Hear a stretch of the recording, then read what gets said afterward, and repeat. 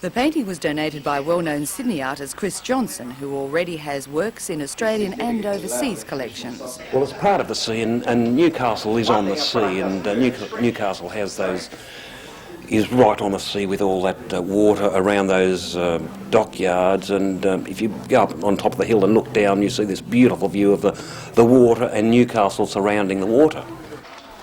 The painting was warmly received by the Australia Day Council at its monthly meeting, and according to President Adele Thornton, will provide badly needed funds. We'll raffle this painting to give out free brunch with the animals to the children in Newcastle and a colonial picnic. We're a non-profit organisation, and everything we can do to raise money goes back into the community, because we like to do things for nothing. We have our dinner, and some people criticise us for that, because it might be $30 a head, but it helps to pay for the things we like to give away for nothing, and this will go a long way towards our children's breakfast with the animals and our colonial picnic next year.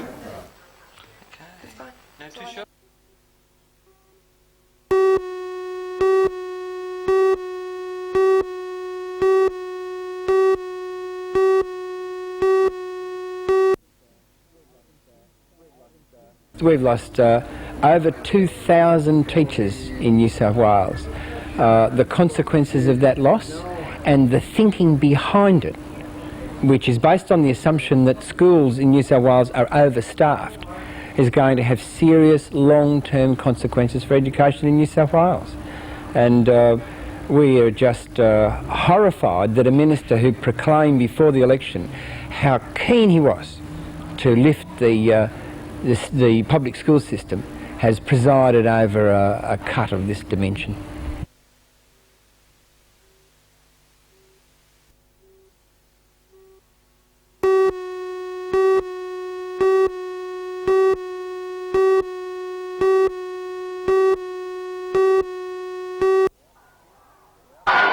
Throughout the season, the forward strength of the Newcastle side has been equal to that of the more fancied teams. But the Knights need attacking players to win games, and this new acquisition, Des Foy, a 24-year-old winger from Oldham, could be a great asset. We're very excited about the signing of Des Foy. We haven't scored a try at home over the last 3 home games, and it's a constant criticism that we lack a bit of pace and finishing skill out wide, and we think he'll give it to us. Michael Hill says Foy is a player of international class. He came out here in 1984 with the last touring team from England. He wasn't available this time because of his family commitments, but he's been breaking records at Oldham for some time. Meanwhile, the Knights board still hasn't heard from Kiwi prop Adrian Shelford after his sacking from the side against Manly last weekend for failing to attend training. Shelford, who is thought to have missed the training session due to injury problems, is in Sydney preparing for the World 13s match against Australia. Well, we haven't heard his side of the story yet, Peter, so we'll await his return on Thursday. I expect he'll have a doctor's certificate with him, and that may explain his absence on last weekend. And the Knights have signed a new player.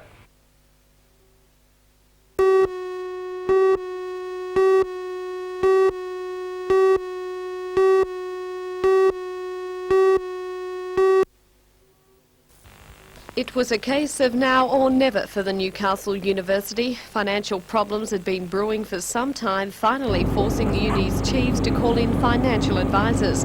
The result was announced today in the shape of drastic cuts to the university's radio station, to a new RFM, the Animal Research House, even sport and recreation. Reductions as well to part-time teaching and administrative staff, equipment and minor improvements, even cleaning and repairs. In addition to those, major policy changes have been introduced on overtime, the university's health service and the future employment of staff set to be frozen for 6 months. I think these cuts are designed to protect the essential functions in the university. The details of them we've yet to work through. There are discussions going on in the university about how they're to be applied.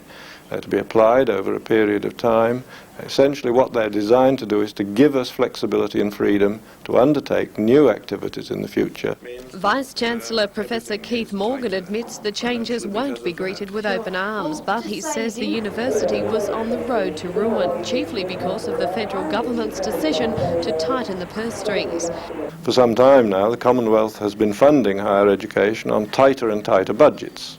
over the past 12 years there's been a decrease in the amount of money they've allowed for university education, and this essentially is now producing these final squeezes. In 4 years, the university should be back in the black, but Professor Morgan insists that doesn't mean 4 years of non-progress. Money reserves, which uni chiefs refuse to use to solve the financial problems, will be called on to ensure the facility's high standard is maintained.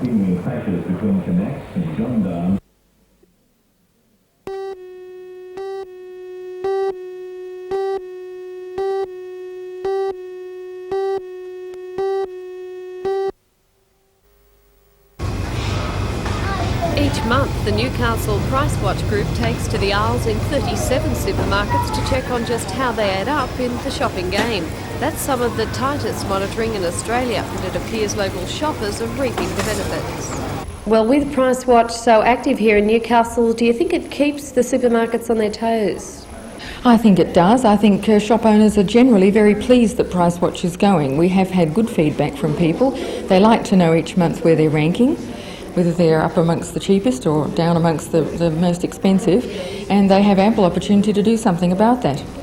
And if you didn't have the information... Jan Loy of the Australian Federation of Consumer Organisations, who was in Newcastle today, admitted she was using the opportunity to recruit even more watchers. Well, to increase their awareness of what Price Watch is, how it works, and to encourage them to join the already flourishing price watching groups in Newcastle. I think probably with that good result there is still room for improvement. I mean, there are more than 37 stores in Newcastle, and it can be spreading to the outer regions of Newcastle.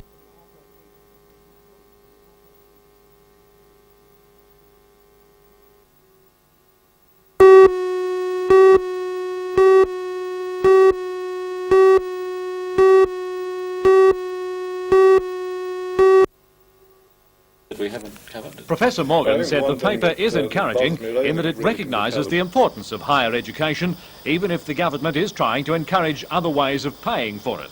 In Newcastle's case in particular, we would be favoured in at least one important aspect. Government is now recognising the importance of regional centres as important areas for development of higher education, improving access, letting more students have approaches to universities. And of course we are going to be favoured if we can successfully put in place an amalgamation process which allows us to achieve the excellence that we want for Newcastle and the Hunter. Well, the amalgamation here was referred to specifically in the White Paper, wasn't it? It was indeed, and the White Paper indicates that the Commonwealth Government supports the programme of discussions that are currently in progress between the University and the Hunter Institute. But if the government is trying to opt out of paying the share it has in the past, where will the money come from in the future? Well, increasingly government is going to look towards the user pays principle. I'm certain that in the budget it's going to impose the so-called RAN tax, so that students will be expected to make a contribution. There's talk of asking business and commerce to make significant contributions towards their benefits from higher education, but I don't believe that enough attention is being paid to that and the development of a proper commercial culture which recognises the importance of the universities.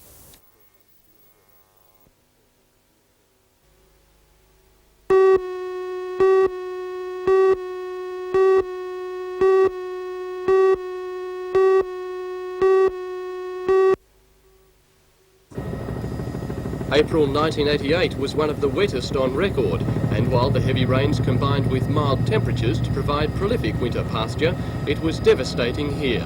Throughout the lower Hunter, lucerne crops turned brown and rotted, their roots drowned by the long-lying water. The cost of that devastation is now becoming apparent. The Department of Agriculture estimates that up to 2/3 of the 5,500 hectares of lucerne in the lower Hunter has had to be ploughed in, some farmers losing 2 plantings. The cost of establishing those stands and lost income is believed to be well over $1 million. And what little lucerne wasn't destroyed by the rain now looks like this, sparse and stunted when it should be at least this high. The losses prompted the Department of Agriculture to run a one-day seminar this week called Loosen What Now? 90 down in the soil, and the top one germinates, next one won't germinate until the top one dies weed to control and get in variety and selection. get the best results. According to District Agronomist Neil Griffiths, there is no one answer for lucerne growers, and the day was mainly designed to show clearly the steps to a and correct wonder where to decision. start. But they've been shown the importance of being able to identify the problems on their properties and hopefully how to answer some of those questions so that they'll gradually work through the list and say, when do I want my feed? What do I want it for? What problems must I have an answer to, such as diseases and insects? What things might I like to have resistant variety to if I can, but it's not essential? And they'll go through a checklist like that and come up with a group of varieties which are most likely to suit their situation. After that, the last thing they consider is seed price, and that's really the order it goes in. We've just been shown how the actual cost of seed is not very significant when you look at the overall costs of establishing a lucerne stand, your fertiliser, your cultivation costs, and the cost that will be incurred from lost production if you don't select the right variety. Well, many farmers lost their lucerne crops due to the rain we had earlier this year. When are we really going to feel the effects of that? It's happened now to some extent in that the lucerne which would normally grow through the winter time, we've lost that. There's very little lucerne being grazed at the moment. But the problem is covered to a large extent because we've got ryegrass and clover growing now, so most farmers would have adequate feed. Problem will come in spring when it dries off, the ryegrass and clover will finish. That's when they'll be particularly relying on the lucerne, and that's when they'll have a gap in their feed production. Newly sown lucerne won't fill that until after Christmas. It won't be up and growing properly until after Christmas, so there's going to be a feed gap in many farms at that time, and for those people they're going to have to look at other alternatives such as millet or forage sorghum to fill that feed gap. So it's not a crisis situation? For individuals it may be, but for the district in general it won't, and certainly for hay producers in the lower Hunter it's an inconvenience. It'll certainly cut their production before Christmas, but for the valley in general there's a lot of lucerne still in the upper Hunter, and that's where most of the hay is produced, so there shouldn't be any great changes in availability or price. As long as the weather remains kind. We hope so.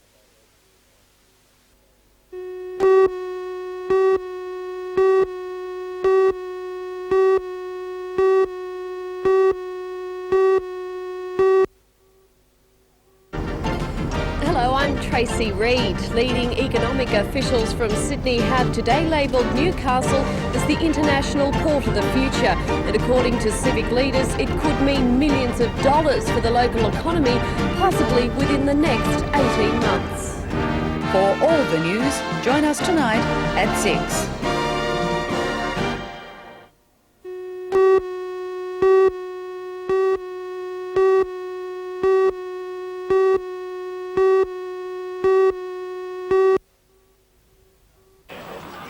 Today's event is the second Pro-Am for the Morisset Club, after a successful debut last year. Conditions were perfect for golf, with a succession of players teeing off from before 7 this morning. Organisers said that 20 or 30 players were capable of winning this event, but Sydney professional George Serhan, the New South Wales Open winner in 1980, would be hard to beat. Fellow Sydney pro Dave Merriman, coach of last year's winner Brett Ogle, was in fine form and definitely looked competitive. John Clifford from Belmont headed a strong local contingent. Wayne Stewart from Toronto, a member of the state team, was the top-rated amateur in the field. The competition is running well into the evening, with trophies and prize money being awarded at around 7.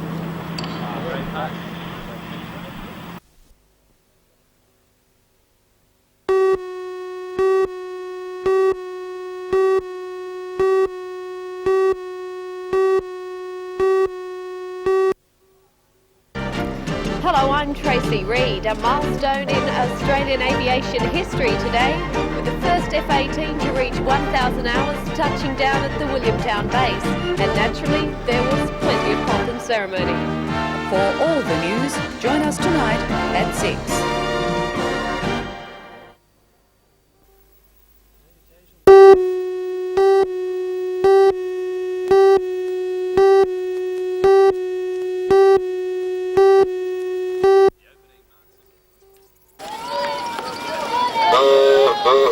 Parishioners arrive inspired by vintage car and bus for a festive celebration of the 50th anniversary of St John's and the 25th anniversary of the combined Gateshead-Redhead parish. The church has undergone many changes since its beginnings, most notably a brick veneer in the early 70s. In more dramatic times, it survived partial destruction by storms in the 50s. Monsignor Roger Kennedy has shared much of his life with the parish and said today's Jubilee is an opportunity for many to revive long-standing ties. It's very good, it gives them something to be proud of. They had very small beginnings, but today they have a very good standing, and that is important for them. The Mass was attended by 3 Monsignori, including Vicar General of the Diocese, Monsignor Wilson. Celebrations continued long after the service in perfect conditions for a barbecue picnic.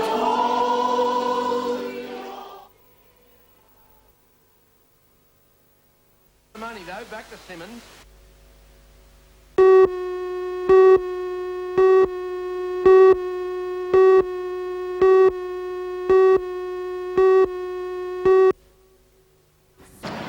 This was the type of notice that greeted would-be customers at banks on Newcastle's Mall. As with all bank holidays, it ensured the automatic teller machines were working overtime, though in some cases it appeared the workload had taken its toll.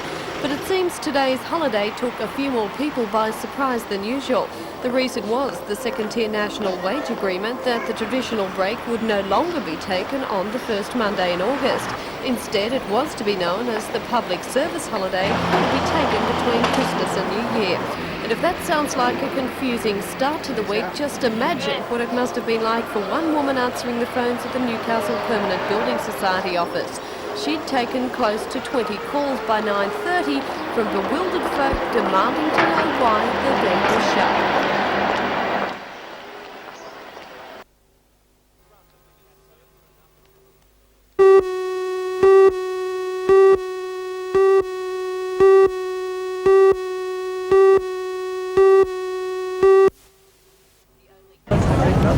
Newcastle public servants have staged a lot of protest in each other on Strait.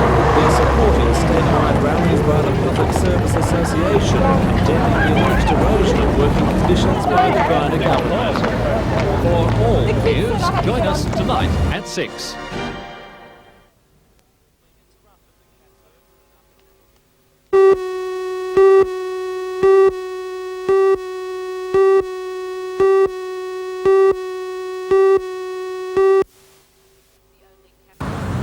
Operation Intensify started on Friday night as police reacted against an increase of 40 deaths in the state's annual road toll. In Newcastle and Lake Macquarie, more than 90 drivers were charged with PCA offences in a 4-day period. Police put in thousands of hours in RBT and radar units, as well as on mobile patrols introduced in December last year. Analysis of the arrest figures indicates a triumph for mobile RBT. Stationary units tested almost 3,500 drivers, arresting only 30. Mobile units tested 664 drivers, charging 39. Newcastle Traffic Inspector Kevin Curry said mobile patrols were 7 times more likely to catch a drink driver. We've carried out 50,000 tests so far this year, and 2,500 of those have been mobile. So it's obvious we need to look at our mobile breath testing, and that appears to be the way to go.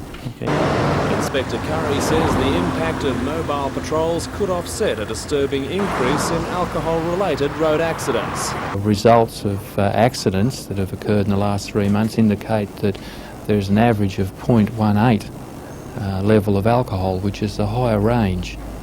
Do you have any idea why this is happening? Well, obviously the community feels that the risk factor in being detected whilst drink driving is no longer there. So I believe, though, that now that you're...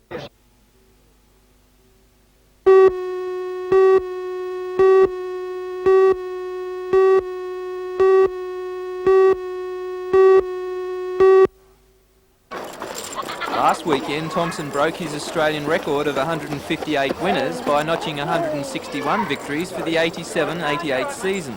And in an interview with David Mackay, the champion jockey attributed his good form to luck on the track.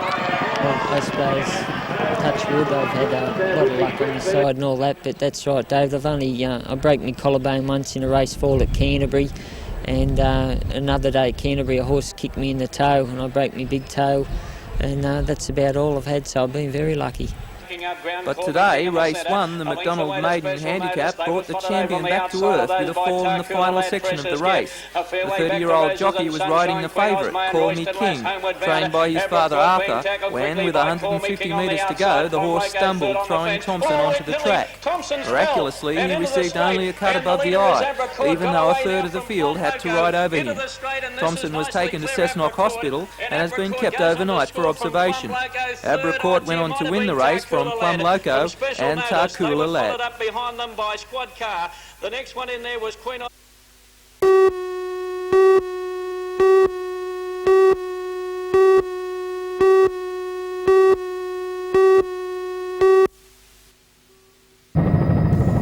The Mammoth development will transform this 225-hectare site on Branxton Road into an elaborate tourist complex featuring a 5-star hotel, country club and Greg Norman-designed 18-hole golf course. The cost of the resort has jumped dramatically from an original estimate of $80 million, and modifications have been made to ease the concerns of local residents. Vineyard owners criticised the residential section of the original plans, saying they were opposed to any action which would parcel the vineyards into small lots. To gain the approval of council, developers Merrill Corporation of Queensland reduced the number of residential lots from 220 to 85. As part of the deal, the company also agreed to a package of benefits for the council, including the upgrading of roads and the Cessnock Aerodrome and the contribution to the Cessnock Volunteer Rescue Unit. Work on the resort is expected to begin within weeks and to continue over 5 years.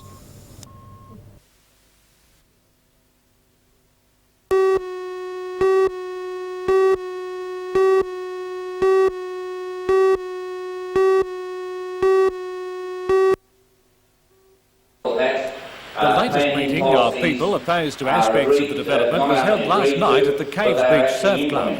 Several resolutions were passed, the most notable of which was a call for some part, as much as half of the land, to be reserved as a national park or at least a state recreation area. It is most important that the people of Lake Macquarie demand a 50% public open space, and it must be dedicated. And it must be put into in charge of the National Parks and Wildlife Service. Other points adopted were a renewed call for public inquiry into the $500 million development planned by Gordon Pacific, and to express their concern about the project to Environment Minister Hay and local member and Mayor Ivan Welsh. Alderman Welsh responded to the latest move by opponents, saying such meetings are based on misinformation. The Mayor said Council is being held up continually by having to retrace its steps, which serves only to delay things.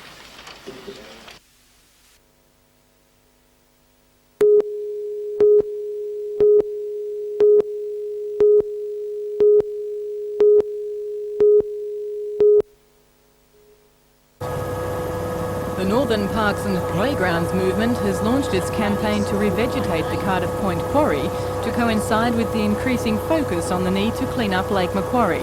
Movement President Doug Lithgow says a serious problem has been evident for more than a decade, with visual and physical pollution. You've got runoff from the quarry running into the lake, and that's covering over the marine sediments, marine life there. And of course, it's, as I say, everybody who uses Lake Macquarie sees that quarry, and it spoils their use of Lake Macquarie. He says the revegetation of the quarry might cost around $100,000. We'd like to think that the owners would do it. However, the Public Works Department have the money to do it, and they could do it straight away, and the powers are under the Pollution Control Commission can be used, and it could be revegetated within 6 months.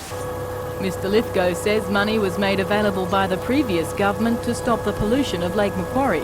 He also says the Pollution Control Commission has the power to enter the land and carry out work to revegetate the area and bill the owner.